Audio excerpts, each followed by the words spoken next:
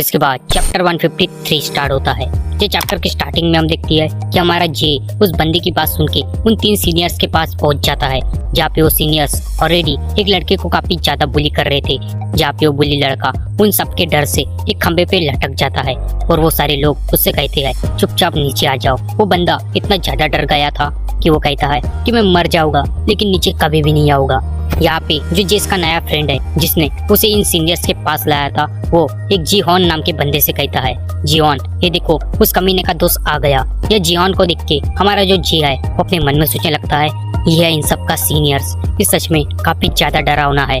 यह जीहॉन हमारे जी की तरफ देखता है और कहता है तो अच्छा तो तुम हो उसके दोस्त, क्या तुम्हें पता है कि मैंने तुम्हें यहाँ पे क्यों बुलाया है। हम देखते कि इन सब की बातें वह 2 लड़कियां भी सुन रही थी जो आपस में बात कर रही थी और कह रही थी हे जरा उस लड़की को देखो वो कितना क्यूट है। तभी दूसरी लड़की या जेस की तरफ देखती है और कहती है नहीं वो एक नंबर का बंदर है। तब भी हम देखते हैं कि जो लड़का खंबे पे टंगा हुआ था तो वो सीनियर्स उसके पिछवाड़े पे एक लात मारता है जिससे वो बुली लड़का नीचे आके गिर जाता है। वो जियान नाम का सीनियर बंदा उस बुली लड़के से कहता है आखिर तुम्हें नीचे आने किसने कहा। वो बंदा उस बंदे से ये भी कहता है मैं तुम्हें देख रहा हूँ कि तुम भी काफी रूड बनने की कोशिश कर रहे हो, इसका मतलब तुम्हें भी बिल्कुल उसके जैसे ही मारकर की पनिशमेंट चाहिए। और यह मारकर का नाम सुन के वो जो बुली लड़का है वो एकदम से फिर से उस खंबे पे जाके लटक जाता है और उस बंदे को ऐसा करते देख जो हमारा जेस है वो अपने मन में सोचने लगता है क्या मैं भी इसकी तरह एकदम यहाँ बुली बनने वाला हूँ। यह हमारे बड़े वाले जेस का वॉइस ओवर आता है। ये जेस कहता है कि उस टाइम पे मैंने अपने बॉडी और अपने दिमाग को एकदम फ्री कर दिया। फिर उसके बाद हम देखते कि जिहॉन नाम का जो सीनियर बंदा है वो हमारे जेस के ऊपर भी अपने मार्कर से कुछ लिख रहा होता है और कहता है हे क्या तुम्हें पता है कि मैं तुम्हारे साथ खेलना नहीं चाहता क्योंकि वो तुम्हारा दोस्त। यहाँ पे ये बंदा हमारी यूंडे की ही बात कर रहा था। तभी जेस इस बंदे से कहता है हाँ वो थोड़ा सा काफी अजीब है। तभी वो बंदा मार्कर से जेस के ऊपर कुछ ड्रॉ करने लगता है और कहता है हे क्या तुम्हें गुस्सा आ रहा है, क्या तुम मुझे मारना चाहते हो। तभी जेस कहता है नहीं कैसी बात कर रहे हो, आखिर मैं तुम्हें कैसे मार सकता हूँ। लेकिन तब भी हम देखती है कि वो बंदा अपना जो मार्कर है वो जेस के नाक पे काफी जोर से घुसा देता है जिससे जेस को काफी ज्यादा दर्द होने लगता है। यह जेस अपने मन में जोर से चिल्लाता है मेरी नाक। तभी वो सीनियर बंदा या जेस से कहता है वो तुम्हारा दोस्त कई दिनों से स्कूल नहीं आ रहा है और तुम उसे कल मेरे पास लेके आओगे और अगर ऐसा तुमने नहीं किया तो तुम समझ जाना कि मेरे अगले खिलौने तुम बनने वाले हो और मैं इस बार तुम्हारे ऊपर इस मार्कर का यूज तो बिल्कुल भी नहीं करने वाला। फिर उसके बाद जो सीनियर्स है वो यह जेस को छोड़ देते हैं। उसके बाद हमें जेस नजर आता है जो यूंटे के घर के सामने बिल्कुल खड़ा था। यह जेस यूंटे के घर की तरफ देखता है और अपने मन में कहता है यह वो जगह है जहाँ पे मैं बचपन में खेला करता था। जेस कहता है कि मुझे कितना ज्यादा टाइम हो गया यूंटे के घर जाए। उसके बाद हमें वो बुली बच्चा नजर आता है जिसे सीनियर्स काफी ज्यादा तंग किया करते थे। अरे वही जो बच्चा सीनियर्स के डर से एकदम खंबे के ऊपर चढ़ गया था। इस बंदे का नाम सिकाडा है। यह सिकाडा हमारे जेस से कहता है कि तुम्हारा फ्रेंड काफी ज्यादा अमेजिंग है। मुझे यूंटे के बारे में पता चला, मुझे पता चला था कि यूंटे ने उन सीनियर्स का कैफेटेरिया में मजाक उड़ाया था जिससे उन सीनियर्स की काफी ज्यादा बेइज्जती हुई थी। यहाँ में पता चलता है कि जो सिकाडा है उसके ऊपर भी बिल्कुल यूंटे की ही तरह काफी ज्यादा अत्याचार होता था और वो सीनियर्स इसको भी काफी ज्यादा परेशान करते थे। हमें ये भी पता चलता है कि जो सिकाडा है वो हमारे यूंटे और जेस के क्लास में ही होता है।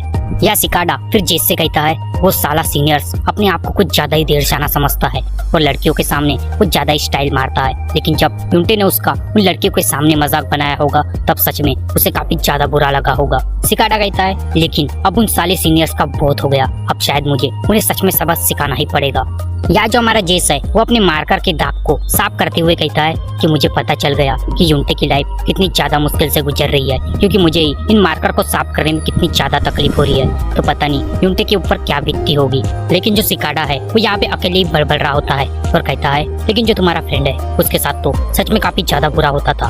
वो सारे लोग तुम्हारे फ्रेंड को काफी ज्यादा परेशान कर देते, लेकिन जो तुम्हारा फ्रेंड है वो सच में काफी ज्यादा अमेजिंग है। वो उन सीनियर्स की इतनी ज्यादा मार खाने के बाद भी अपने मुंह से एक शब्द भी नहीं निकालता था और तो और उसका ऐसा करने से मुझे कम मार खानी पड़ती थी। मैं जब भी मार खाता था तो अपने मन में यही सोचता था कि मुझे बस इनके मार को सहना है, लेकिन वो साले सीनियर्स मेरा ऐसे करने से मुझे और भी ज्यादा परेशान करने लगते थे। या जब जेस सिकाडा की वो वाली बात को सुनता है कि यूंडे इतनी ज्यादा मार खाने के बाद भी अपने मुंह से एक आवाज भी नहीं निकलता तो ये बात सुन के हमारे जेस की आंखें फटी की फटी रह जाती है। या जेस काफी हैरानी से अपने मन में सोचने लगता है कि यूंडे सच में काफी ज्यादा कमाल का है। वो अपनी लड़ाई खुद से लड़ रहा है। या जो जेस है वो युंडे के ऐसा करने से अपने आप को और युंडे को काफी ज्यादा प्राउड फील कर रहा होता है। लेकिन तब भी जो जेस है वो अपने मन में कहता है नहीं, ऐसा नहीं हो सकता, वो युंडे है, वो अपनी लड़ाई खुद लड़ सकता है, मैं उसके जैसा बिल्कुल भी नहीं लड़ सकता। वो युंडे अपने उन मामलों को खुद ही हैंडल कर सकता है, लेकिन मैं तो एक भगोड़ा हूँ। फिर उसके बाद जो जेस है वो या युंडे के घर पे एंटर करता है और युंडे से मदर से कहता है हेलो मिस किम। और जो मिस किम है मतलब युंडे की मदर, वो या जेस को देख के कहती है हे जेस गुड मॉर्निंग, लेकिन तुम तो काफी दिनों बाद यहाँ पे आए हो। या जो जेस है वो या युंडे की मदर से कहता है हेलो आंटी, क्या युंडे घर पे है? युंडे की मदर कहती है हाँ, वो अपने रूम में ही है। या जो जेस है वो या युंडे के रूम तक पहुंचता है और अपने मन में सोचने लगता है आखिर मैं युंडे से ऐसी क्या बात करूं? क्या मैं उसे डायरेक्ट ही बता दूं कि अगर मैंने उसे स्कूल में नहीं लाया तो वो सारे सीनियर्स मुझे काफी ज्यादा परेशान करेंगे, या फिर मैं युंडे से उसका हाल चाल पूछूं। हम देखते कि जो जेस है वो एक फेक स्माइल लेके युंडे के रूम में एंटर करता है और कहता है हे युंडे, क्या तुम सो रहे हो? या जो युंडे है वो जेस की तरफ देखता है और कहता है हे जेस, क्या ये तुम हो?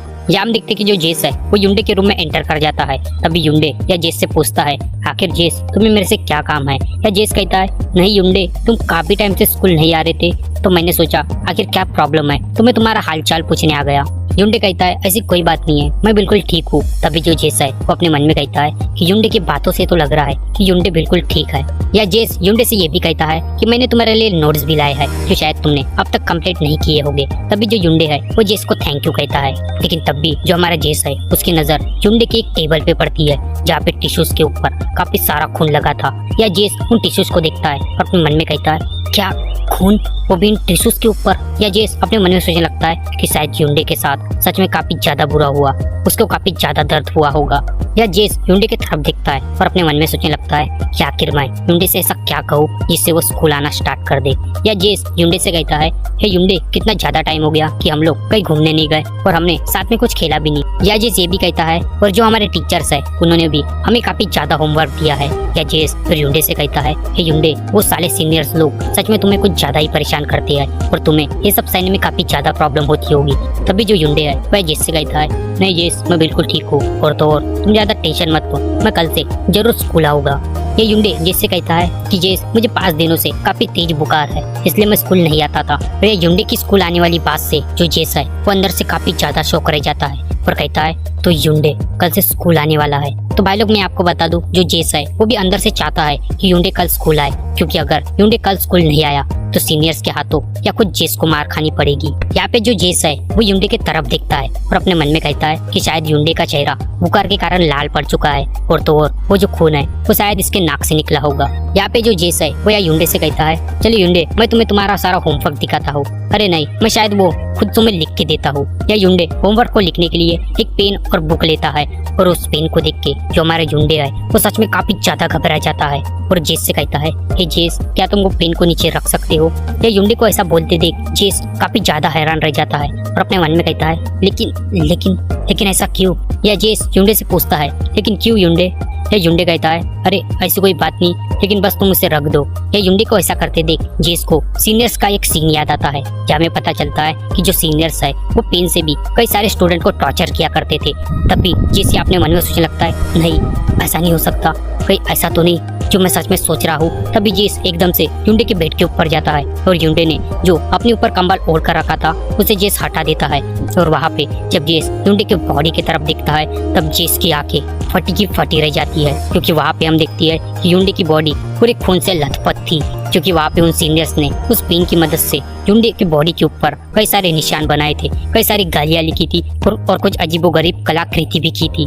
या युंडे उतनी बुरी हालत में भी क्या हमारी जेस से कहता है जेस इसे छोड़ो, मैं बिल्कुल ठीक हूँ। यहाँ पे युंडे की इतनी बुरी हालत होने के बाद भी वो अभी भी हिम्मत नहीं हार रहा था और इसी के साथ ये चैप्टर और ये एपिसोड ये एंड हो जाता है। तो ये था लुकिज्म सीजन 2 का एपिसोड नंबर 25। तो अगर आपको वीडियो पसंद आई तो प्लीज वीडियो को लाइक करना, वीडियो को शेयर करना और सब्सक्राइब करना मत भूलना। मिलता हूँ नेक्स्ट वीडियो।